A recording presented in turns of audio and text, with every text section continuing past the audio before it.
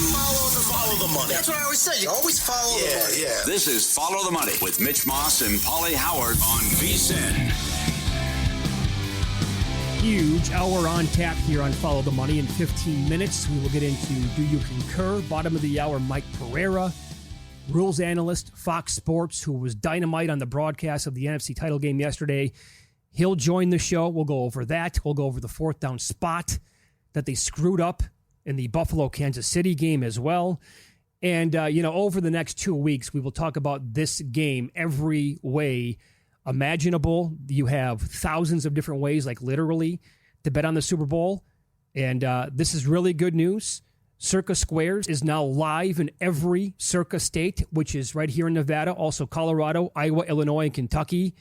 Don't get stuck with terrible numbers in your normal Squares pool, Pauly. Instead, pick your own numbers with Circa Squares. Like you get to determine, right?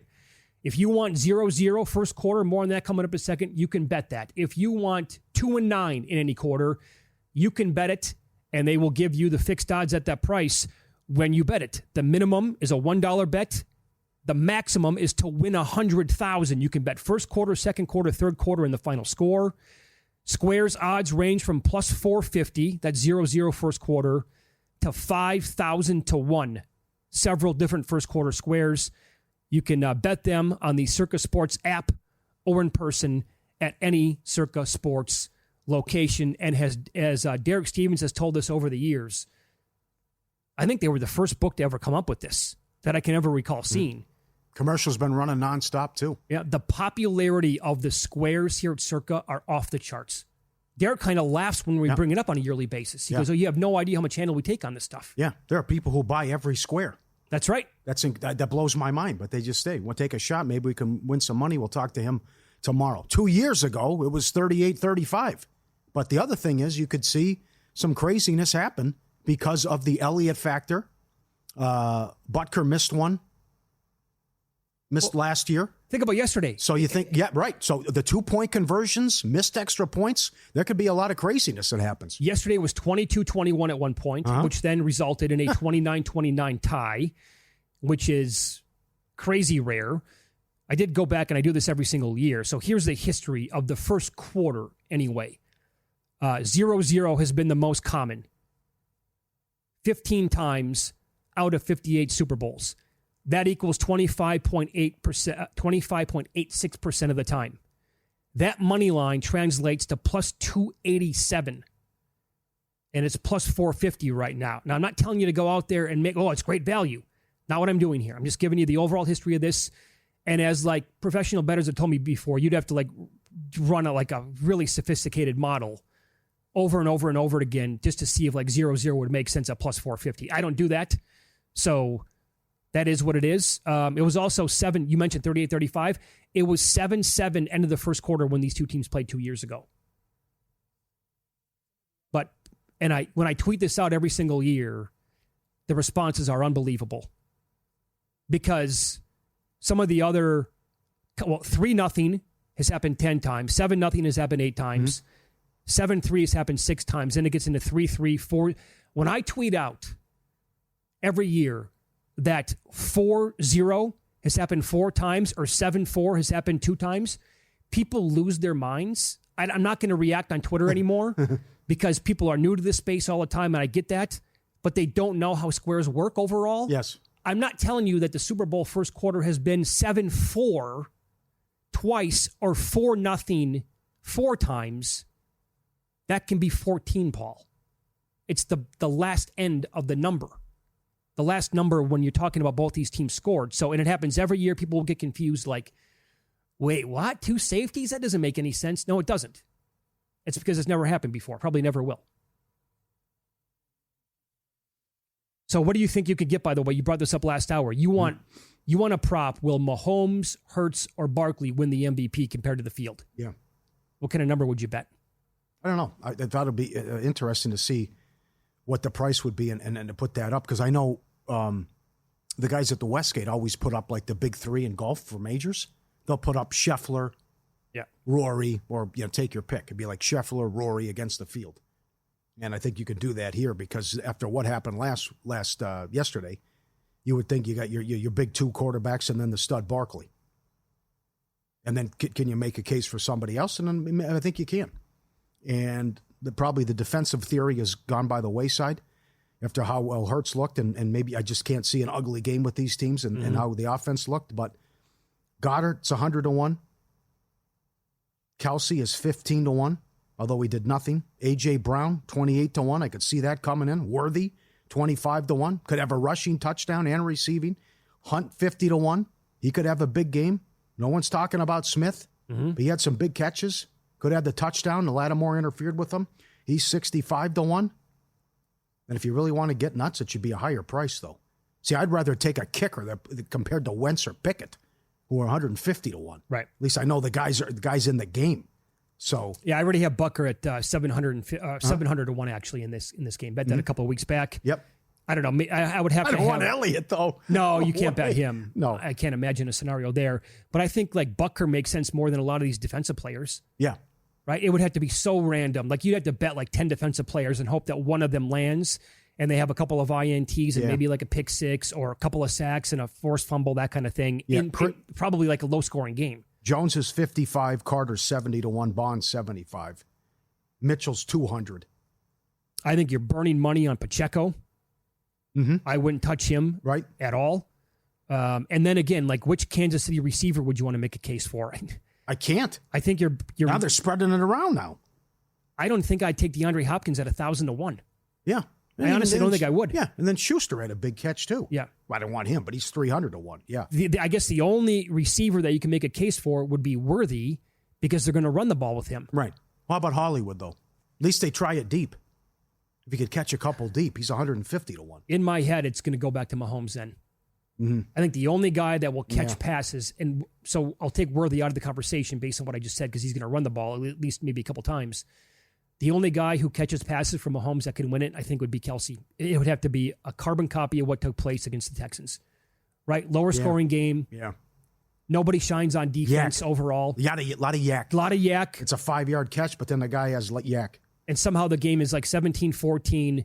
Hunt has like 40 yards. Mahomes has like 180 in the air, and Kelsey has 10 catches for like 120 yards and a touchdown. That would be the one scenario, I think, where that your ticket at 25-1 would come in. Bolton was in play 2 years ago. He had the scoop and score, and he almost had another one. That's It could have been a pick six. So even though it was 38-35, that guy could have had 2 touchdowns. And then I think he would have been in the running, and then Butker had an excellent shot last year. You know who else did last year? But you're right, Butker did until it got crazy at the very end.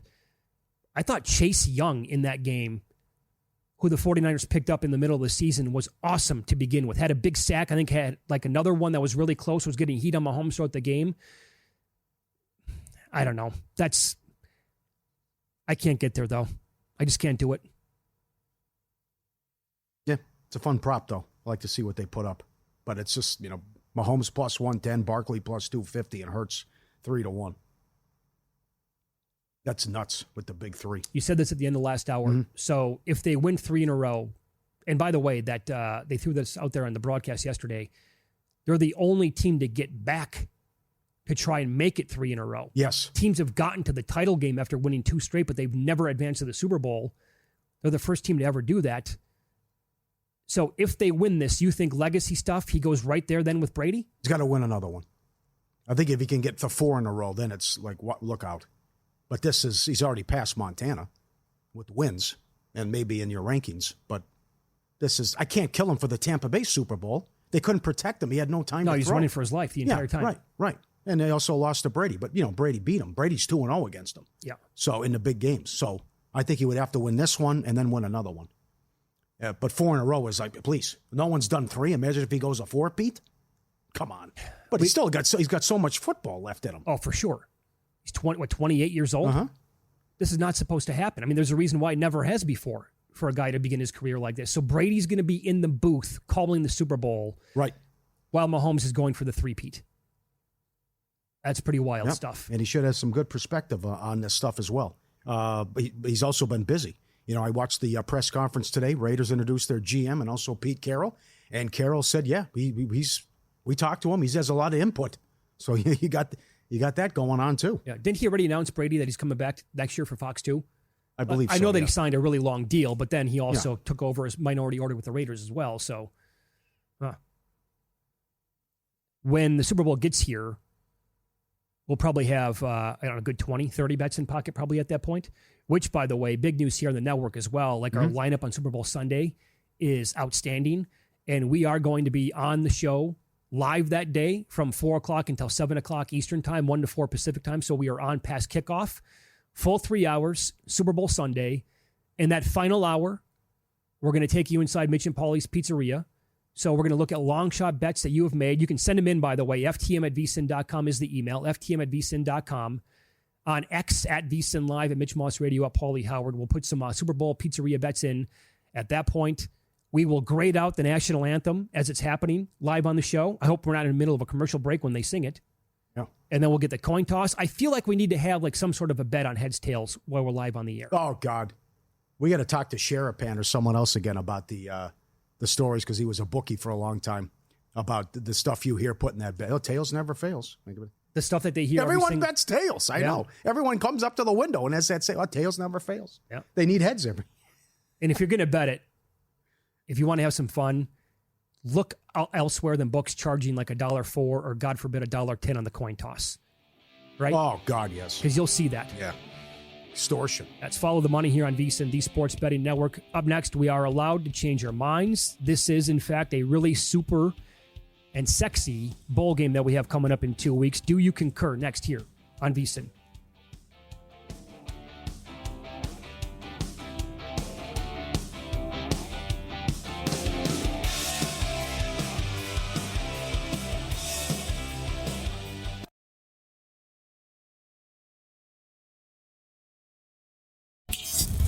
This is Follow the Money on VSiN. Great moments in history have begun with a question. To be or not to be, that is the question. What came first, the chicken or the egg? Was it over when the Germans bombed Pearl Harbor? And what kind of hair product does Mitch Moss use? But Follow the Money wants to know. Do you concur? Concur with what, sir? Do you concur? You can answer this as an individual or also as a team regarding Mahomes and the Chiefs. We will never see this again in sports. 7 straight trips to the AFC title game. He's not even 30. It's his 5th trip to the Super Bowl, and he's going for a 3-peat at this age. Do you concur? No, we're going to see it with the Dodgers. Oh, wow. That's where we're going to see it. They won it last year. Ohtani had his best season of all time. They never even pitched. Now they bring in Sasaki. 6 straight World Series, 6 straight appearances, NLCS. Yeah. 7 in a row. How about what if they would win 4 out of 5? Would that be close? That's the same thing, pretty much. Yes. Yeah, I'm going to say the Dodgers can do that. Now, that's the Islanders did it in the early '80s. The Canadians did it a long time ago. The Patriots never 3-peated though. Gretzky Oilers too. I'll give you another one. I think Gretzky won it 3 out of 4, 4 out of 5. Help me out. Gretzky's Oilers were nuts. They lost the one Steve Smith game against Calgary. Okay, go ahead. Oklahoma City. Oh wow, that's aggressive. Here's the thing. I know they have to do it first, right? But if you want me to predict this kind of stuff, they have like 100 first-round picks. Right. They control the entire draft for like the next 3 years. Golden State would have done it if Durant stayed. I agree. Yes, no one was beating Golden State. Yep. But that's in the NFL. This is not going to happen. No way. It's hard to see it in sports. For a hardcore football fan, this is a sexy Super Bowl. Again, a team that's 16-1 when they play their 17-1 when they play their starters against a team that's won 15 of 16. Do you concur? Yeah, I did a 180 on this. This was my least favorable matchup going into Championship Sunday. Like, I still think that Buffalo-Washington or Buffalo-Philadelphia would have been incredible. But I'm happy that this game is going to be played in a couple of weeks. I like it for the mystique. I'm not a big legacy guy. If they can do it for 3 times in a row, dude, that's unbelievable. And here's Philly again. They get revenge. I think overall, they are the better football team, probably the best A game, probably the best overall roster. That organization, man, Howie Roseman, what he's built over time, they never miss in April. They get the draft right. They get free agency right all the time. So I'm actually super excited for the Super Bowl. As am I. Between the Buffalo shenanigans and what happened with the Eagles, the tush push is dead, and it's a good thing. Do you concur? I'm getting there. Yeah. I think this might have been like a one and done almost, if you will, with the Eagles. I love the Andrews push. That thing that gets you 2 yards minimum, maybe 3. But I don't. You're right about Kelsey. It was a joke yesterday. Sure. I mean, this thing again was about as close to automatic as we've ever seen, right? I mean, the NFL wanted to outlaw it when Kelsey was still playing as center. Yeah. And you built this around that offensive line where they're pretty much good across the board. And then Hurts, as legend has it, like a power lifter with the squats. So it made sense, tough to stop. And I actually do think it's a good thing. Okay. I'll flip this. You asked me last week. Now I'll ask you. In light of how bad he played, and they lost again, it'll never happen for Josh Allen in Buffalo. Do you concur? I concur. I'm there too. I think, again, like last year they had I don't think last year's Buffalo team was as good as this year's team. But you got him at home. You got him at home. You got to win that game. And by the way, the Chiefs were not, I don't know, which team was worse? This year's Chiefs worse, by the way, going for another Super Bowl, in quotes. But you get my point, right? Well, they were not, I know what happened, how it played out, but they had a ton of issues last year. That was an embarrassing loss to the Raiders on Christmas. Oh, for sure it was. They were sloppy with the ball. They were, Yeah, and again, when he's 0-4 against his team in the playoffs. Yep. And again, this might be part of the overall Super Bowl handicap. It's the biggest game of the year again. And Mahomes just happens to play his best football when it matters most. Like that, you have to factor that in a little bit. Yep. That first drive, ridiculous. Both sides. He almost throws 2 picks, and then Mahomes goes 90 yards. It's funny you bring that up. That's the exact conversation my friends and I had yesterday watching the games together. It was too easy on defense and was way too easy on offense. Yep. In light of what happened and how the games played out the last 2 weeks, the Ravens were the best team in the AFC and should be kicking themselves today. Do you concur? Well, see, I said that all along. I thought they were the best team. I bet them, in fact, to play Philadelphia in exactas. And Philly went there and took them out. I do think that that's the case. Now, I think both statements can be true. Here, I think Baltimore was, in fact, year to date, right, the best team in the AFC. But do they go to Kansas City and beat the Chiefs? I don't know. They would have been favored. The point spread was on the board. That hypothetical matchup existed. They were like a point and a half favorite. I don't know if they win the game. Yeah, they couldn't stop Cook. Imagine what Henry and Lamar would have done. But again, don't turn the ball over. God, he should be here. Sirianni versus Reed is a huge mismatch and might decide the game Sunday. Do you concur? Boy, we're on the same page with almost all of these. I know we're not supposed to concur with all of them, but I do concur here. I'm not going to call this a 16 versus a 1, but it is I think it's close. You can use whatever seed you like because Andy Reid's an all-time number 1 seed and Sirianni not close to that. And in the biggest, now it's going to be in a dome, but something tells me, I also, by the way, did not like the Bills settling for a field goal one spot yesterday because in my head, I'm like, you're going to have, based on that first drive, you're going to have to beat Mahomes scoring touchdowns here. And in my head, that's also the same thing that I'm telling myself for the Super Bowl. Like, you can't settle for 3 field goals in the Super Bowl against Patrick Mahomes. It's going to come back and bite you in the ass. Was that 4th and 5 that he tried the 53-yarder? I couldn't believe he did that. And I couldn't believe he made it. But I think it was 4th and 5 when he made the 53-yarder. Yeah. Yeah, I think you're right. But I was at the time, I'm like, I hate this decision. Okay, yeah. Overall. Yeah. Giants fans should not be pissed. This Saquon Barkley was never going to happen for you. Do you concur? I have to concur. Yeah. It's exactly right. As much as it looks like a horrific decision and what were you doing and you had Superman here, you didn't have that offensive line. So also their wide receivers can open things up and you have to respect Hurts too. So it's the best roster in football. Giants fans can't be mad. Yeah. They never had this offensive line. They couldn't get it out of him. He was a star, but they didn't have the pieces around him to help, and they didn't have the offensive line or the quarterback play. It's a team game, right?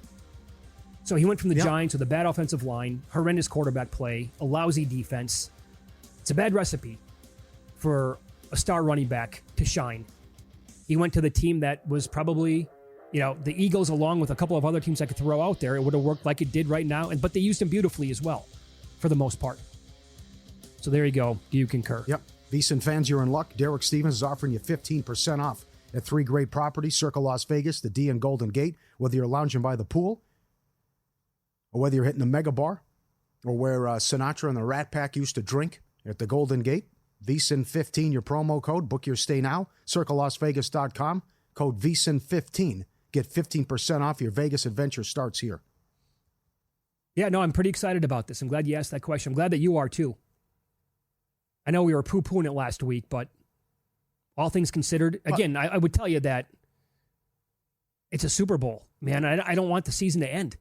I love the NFL. Mm-hmm. I know that we yell a lot about the mistakes, the bad coaching, the referee, mishaps, but from August until 2 weeks from now, it's glorious, man. It's every week. Yeah, and I felt I was lost Saturday. A little bit. What was that? The first time since August we didn't have a game on Saturday. Yeah.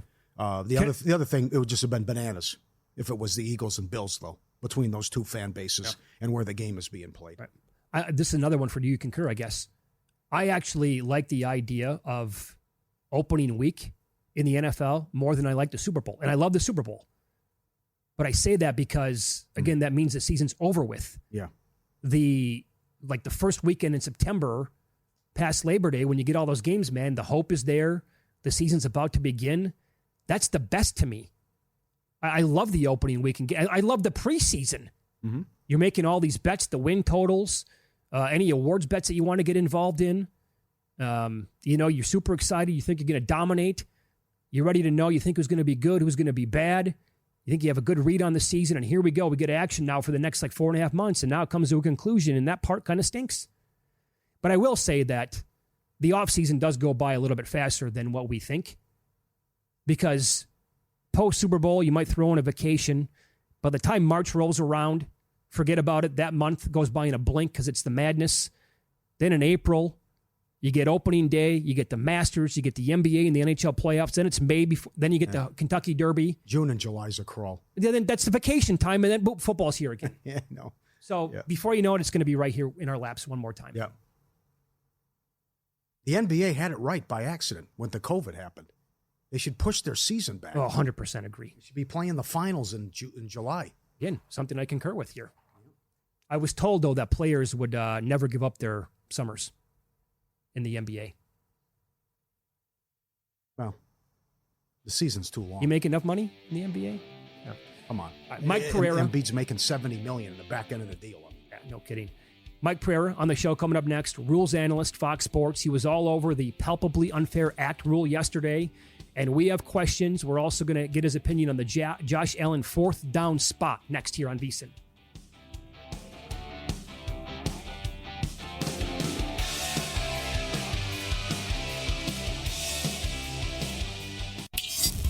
This is Follow the Money on VSiN.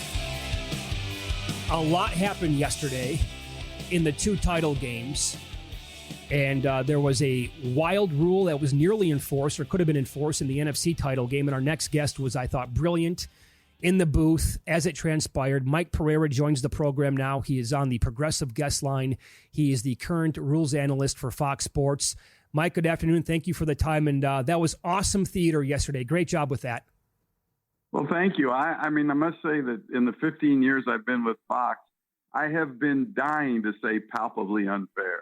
As the rule book has said, I think since that's been in the book since 1942 or something like that. Crazy. So I've been dying for that one. And when Hockley said after the second one that it could be an unsportsmanlike conduct, I knew what had to be in his mind, and I thought, here we go. Just give me the microphone so I can say palpably unfair before he says something like that.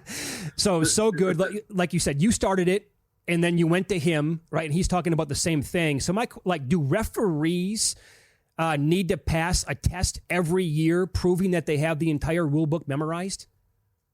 Well, I can't say that you would demand that they have to have the entire rule book memorized, because it is such a complicated book and there are so many nuances to it that it would be very difficult. And, you get a spring test that comes out that's a 200 question test. And then you get a test at the clinic, which is usually a 30, 40 question test at the clinic, and which you must pass. You must pass all of those in a percentage rate of at least 90%. And then you get weekly tests during the season. And so they're well versed in rules, but you just hit some situations that become a little complicated. And this one was one, although there's not a lot of judgment to it, but it's been in the books, like I said, since 42. It basically came in with the thought of if a runner was going down the sideline and a player came off the bench and tackled them. Yeah. They concluded that was all the way back in 42, palpably unfair. So what do? You try to then be fair and say, okay, we're going to give you, the referee, with input from your officials, we're going to let you do whatever you want. If you thought he would have gained another 20 yards, give him 20. If you thought that he was a breakaway and was going to score, then rule a score. So it gives him that right. And then there's some other rules that kind of expanded from that, like what we saw yesterday. There's also one in there which people wouldn't understand. If a defense at the end of the game, if they commit 2 or more intentional fouls on a play to get an advantage in the clock, so have a clock run 6 seconds or something and take a play away, another way of play, intentionally foul, and then take a play away from the offense, well, now that becomes unsportsmanlike conduct, and you put time back on the clock. All of these scenarios are covered in these 120 pages of this big old fat complicated rule book, and it's pretty hard. It's pretty hard to know every one of them. But yet the number of mistakes that are made when it comes to penalty enforcements are really minute. I mean, it's the judgment that causes the issues and not really the actual rule itself. So you said it was deliberate what they were doing, and it was multiple players and people. Then Hockley said if they keep with this kind of behavior, who gets the touch? Did you just say, okay, that's it? Touchdown Philadelphia? How does he do that? That's what I got that question asked a lot. Who do you credit the touchdown to? And I can't answer that. There were stats. Some guy said, it's not me, it's the stats nerds that want to know who gets the touchdown. I have no idea. Who gets credit for the touchdown if that happens. I know that there are team stats, and so maybe does the touchdown go to the team and not an individual player? I'm not sure, but I'm sure after this, if the stats guys will probably be discussing that. Yeah, I wonder how that would look in the box score overall. Like yesterday, he just would have said Eagles team touchdown. That's it. Yeah, who knows? Could have been. I don't know. I really don't know because I haven't seen it happen. So I've never even thought of the stats portion of it. That is wild. Follow the money here on VSiN, the Sports Betting Network. Our guest, Mike Pereira, current rules analyst at Fox Sports. He's on the Progressive Guest Line. Let's get into the AFC title game then. And this has been, I think, a bigger talking point since yesterday anyway. Can you take us through what you watched with that 4th down spot with Josh Allen in the 4th quarter? Yeah, I mean, look, I felt there were 2 plays that have gotten some conversation there, but this one was probably the most. And you know, let me just be upfront about this, and that is our game was over, and I had made it back to the hotel in time to be at the bar. So I was watching it from a bar stool, which doesn't give me the best look. I will have to say that. It was fun watching it from the bar stool. But I mean, look, I thought when I saw it from just what I was watching on TV, I thought it was short, and I never thought it was enough to change. And unfortunately, or whatever, it seems that it's a break that again falls the Chiefs' way. But I didn't hear Gene Steratore, but apparently he said something about he thought a third of the ball of a football length broke the plane. But, you know, those plays, quarterback sneaks, tush push, they're impossible to officiate from the outside. I mean, you can't see in the middle of a pile there, which is really why, you know, the officials were not on the exact same line. The official on top, veteran official, may be the best line of scrimmage official in the league. He came down a little bit further up. But they're just officiating the body. I mean, they're not seeing the ball when it goes into the mess. And for all of those people that are saying, you know, let's put a chip in the ball, that's pretty short-sighted because, yeah, maybe you can get a chip in the ball and maybe you can see where it is at the foremost point. But then was there an elbow down? Was there a knee down? That you're not going to put. I don't think players are going to allow you to put chips in their elbows and knees. So it's going to be, to me, impossible to tell that. And then we went through a thing in Spring League too, where we put chips in balls for kickers. And boy, the kickers revolted. They were harder. They felt like that they were off center. I mean, and so we finally just said, okay, we're not going to use balls and chips because it affects the flight of the ball. I mean, could that happen too when you're talking about an offensive league and quarterback? I think there's a lot more to it than just saying, let's put chips in the ball and let's go. You just have to realize that, this game is not perfect. I mean, the officiating is not perfect, never been perfect, never is going to be perfect. I don't care what we do with instant replay. It's a human game. And I just don't see it happening. Discussed, yes. Happening, no. I just don't think you can. 2 minutes, Mike. How about the in light of what happened with Houston and Kansas City, that replay assist could expand and look at quarterback slides in the future? Well, that surprises me a little bit too, and I'm not sure where that came from. I mean, are you going to look at the timing of the slide, or are you going to look at the contact? And I mean, and that's where they are right now with hits to the quarterback. If it's called and it's called for a hit to the head or neck area, and there is no contact to the head or neck area, you can take it off. Same way with hits on defensive receivers. You can take it off if called and it's not to the head or neck area.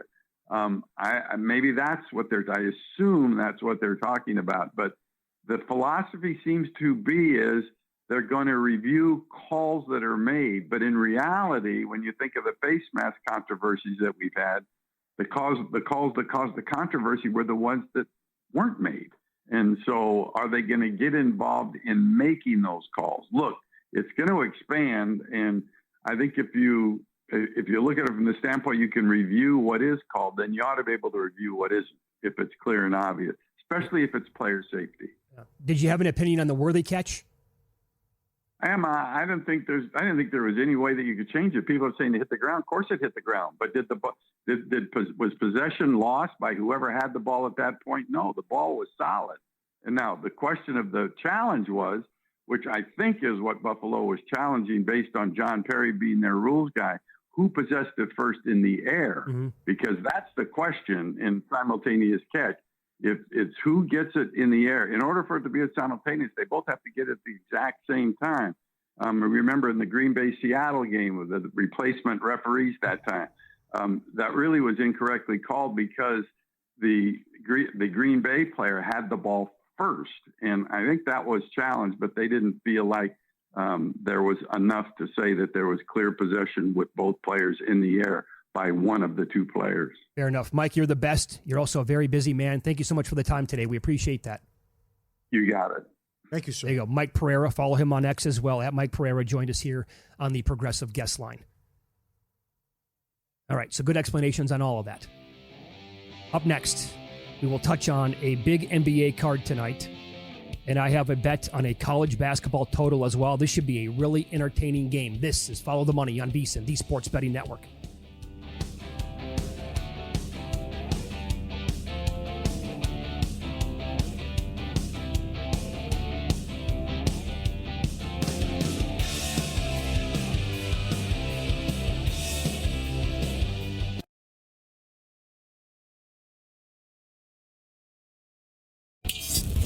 This is Follow the Money on VSiN.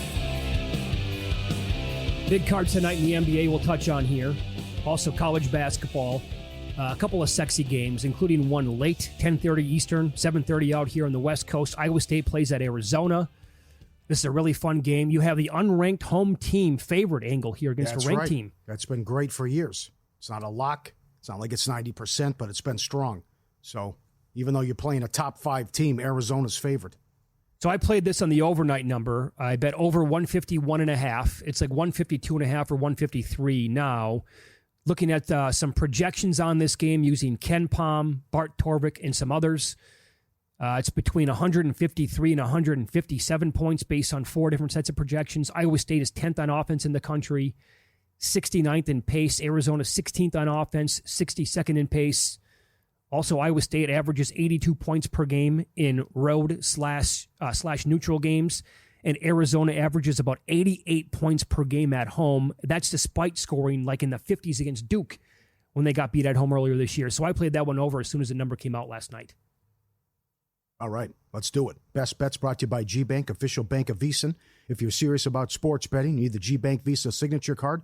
Most credit cards treat sports books and gaming transactions as cash advances. Even when you put your own money on the card, G-Bank treats gaming transactions as purchases, so you're typically saving up to 3 to 5% on cash advance fees right there. Limited time, get a $250 bonus after you spend $1,000 in your first 90 days. Apply now. VEASAN.com/GBank. VEASAN.com/GBank. Subject to credit approval. Terms and conditions apply. Mm-hmm.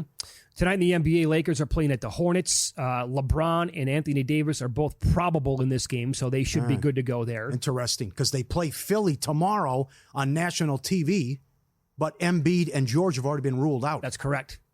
But then you have the national TV and the rules there, too. And then, okay, well, they play back-to-backs. They've won 5 out of 6. I know the defense has struggled, and I agree with what Davis said, that they think they're close. They could be contenders. Get a big man. Let me play the 4 where I flourish. Look at when we won the title in the bubble. You had Dwight Howard and McGee. Mm-hmm. So we'll see if they make a move at the deadline. And it's a game you got to have here. You got to win these next 2 games if you want to be considered a contender. Agreed. Playing pretty good basketball right now, like you said, Paul. And so picking it up as we approach the All-Star break, which games do you have your eye on tonight? I think Grizzlies-Knicks is must-watch television tonight. That should be a track meet. And the Knicks just played a couple of high-scoring games. They've been great offensively. And check out the scores in the Memphis games going back as well. And they're top 5 in pace. The total has gone up 5 points in the Bulls-Nuggets game. Denver, 9.5, 248 on the road now. Denver should be in a foul mood after getting freight trained by Minnesota on Saturday, blown out in that one. There's no Kobe White in this game tonight for the Bulls. Did you know the Nuggets are 18-5 straight up since Westbrook was inserted into the starting lineup? Joker's had a triple-double in 5 out of his last 6 games. Mm-hmm. Denver has covered in 12 of their last 18 meetings against Chicago. Yeah. And the Bulls are just playing bad basketball, and you lost to the Sixers of all teams? Come on, guys. So this might happen for Philly now, and the Bulls won't make it. And the late game, a 3-point move. Suns open the favorite at home against the Clippers. Clippers now laying 2.5. Suns beat them twice in October, but this is a very good Clippers team and how they're playing at a great game Friday when they beat Milwaukee. Harden was awesome. Again, Powell, what a story. Now as low as 2-1 to win most improved. Fire up the VEASAN prop analyzer. Powell's 26-11 to the over with his points, and he's in action tonight, and I like that as well. That's a good game, and I agree with the move on the Clippers to be laying this against the Suns, and now you got the problems there where Jurkic says, I don't have a relationship at all with Budenholzer. But are they making a trade for Butler now? Well, Butler was just suspended again 20 minutes ago. Yeah, indefinitely this time around. Showed up to shoot around, told he wasn't starting, and walked out. What a fiasco. I don't know why another team would touch him. Yep. I honestly don't. Suns trying to do this, and they got that weird deal they made with Utah where they acquired 3 first-round picks. So you have that new owner syndrome who wants to go for it and try to make a splash. So I would think if it's got to happen if Butler goes to Phoenix, but again, suspended, so it's a mess in Miami. Clippers going to be a tough out in the playoffs? No doubt they will. Yes. Yeah. Absolutely. I think so, too. I'll give you some other player props for tonight. Rockets are playing at the Celtics. That's a really good game, by the way. Mm-hmm. Houston, number 2 seed in the Western Conference. Jalen Green's 3-point prop, 2.5 overs, about -140. 5 made threes. His last game has gone over that number. 9 out of 12 games in January. Celtics lane 6. I'd actually look at playing Jalen Green's points prop over instead. Guy has been on a tear basically for more than a month now. Really, really good ball player. I can't lay 6 points against a team like this with Boston. I know I say this all the time when we're on the air and the Celtics play that night. But laying these big numbers, they've been one of the worst teams the entire season long at covering numbers, and Houston's really, really good, like I said. They are. The other one, this is too many points for Cleveland. Little cause for concern now. Cleveland's lost 3 in a row. Yeah. 2 of them were to Houston, but one of them was at home, and they gave up 135 points, and they went to Philly and lost as a big favorite. They gave up 130. How do you give up 132 points to Philly? You know, the first meeting against Houston, Garland missed 2 free throws, he's 90% from the line. So finally, a little speed bump here for the Cavs. Dropped 3 in a row, and they're laying 10.5 against Detroit. I think that's too much, but I certainly I don't want the under.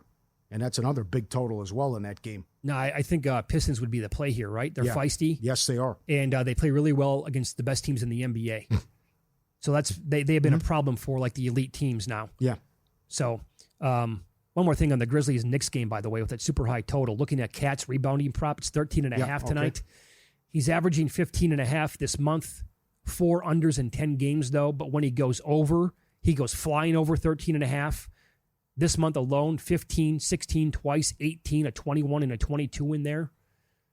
There's going to be a lot of shots, a lot of possessions, a lot of up-tempo in this spot. Obviously, with that kind of a total, and like you talked about, Memphis number 5 in pace, so a lot of those shots will be missed too. He's really good at gobbling them up. I know 13.5 is a big number, but the guy's been really, really good doing this now pretty much the entire year. Okay, there's another one. I got Bridges, 32 and 14 under run with rebounds.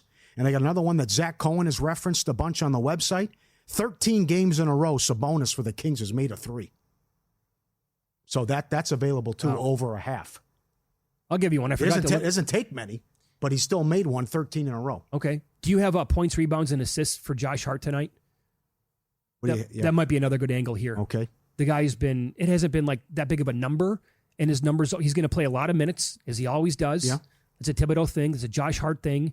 And again, with a high total like this, the assist should be there. He'll get enough points probably and gobble up enough rebounds on his own. All right. With that particular prop, the prop analyzer, Sabonis and 29 and 13 overrun, Cunningham 28 and 13 overrun. Okay. Points, rebounds, and assists. Yeah. But I see what you're saying there. But this game should be nuts. Grizzlies-Knicks could be crazy. Well, that's going to be on my TV tonight. Yeah. No question. Kings are playing at the Nets. Malik Monk talked about this last week. Ever since Doug Christie became the interim guy there in Sacramento, his assist prop is now up to 6.5. Over is plus money. Over that number for Monk in 3 straight, 6 out of 7. And most of the games he's gone over 5.5, certainly 6. You can find 5.5 like minus 150. But most of his games since Christie took over have gone over that number with the assists. He's playing a lot of he's the facilitator now, a lot, along with, so they have like 3 point guards almost, or point forwards, I guess, if you will. Call it whatever you like. Sabonis gets a lot of assists. Fox can as well, and so does Monk. And the Hawks are playing at the Wolves. Minnesota's laying a big number here. Edwards, they got beat again. Sorry, they got beat again. I was going to say that, yeah. They got beat again. They got beat twice by Toronto at home. What happened? Can you explain that one to me? No, they've been playing so well, and then now that's ridiculous. Mm-hmm. Minnesota. Edwards was great Saturday. He was fantastic. They were awesome in that game. He did stay, unfortunately, under his 3-point prop of 3.5 in that game. He's 3 straight unders now at that number. 3.5 tonight. Over is plus 110. Now he's had fewer. This is where I'm a little bit concerned about playing it. Fewer than double-digit attempts in 4 straight games. Again, right? That's the recipe that I want for 3-point props. Guy's going to take 12, 15 of them like he was for a lot of the season. There's another game, too, and I always say I don't want any part of Miami because it's such a mess. And again, they just went to shoot around, and then Butler gets suspended. They're 1-point dogs at home to Miami. It was, to Orlando. Orlando beat them 116-97. Orlando beat them 121-114. That was the game where they blew like a 25-point lead. Fourth quarter. And then the Heat beat them 89-88. So... I don't want any part of Miami, what's going on here with the distraction with Butler and the soap opera. No. Had this conversation over the weekend. How many teams do you think can come out of the West? OKC, obviously. Dallas. Dallas, right? Like OKC has to avoid Dallas, I feel. Yeah. Can Denver, if they don't add anybody? No. I don't think so either. No defense. Maybe if the Lakers make a big trade. It'd have to be the perfect trade. Yeah, because I still think they could present some matchup problems with OKC. But could Houston? I don't know. That's a good question. Yeah. Probably not, because of experience could get them, and it's different with playoff basketball. They don't have enough studs, but it's a great story. All right, fun conversation up next. RJ Choppy on the program covers the Cowboys, 105.3 The Fan in Dallas. Jerry Jones hired Brian Schottenheimer as his next head coach. Why him?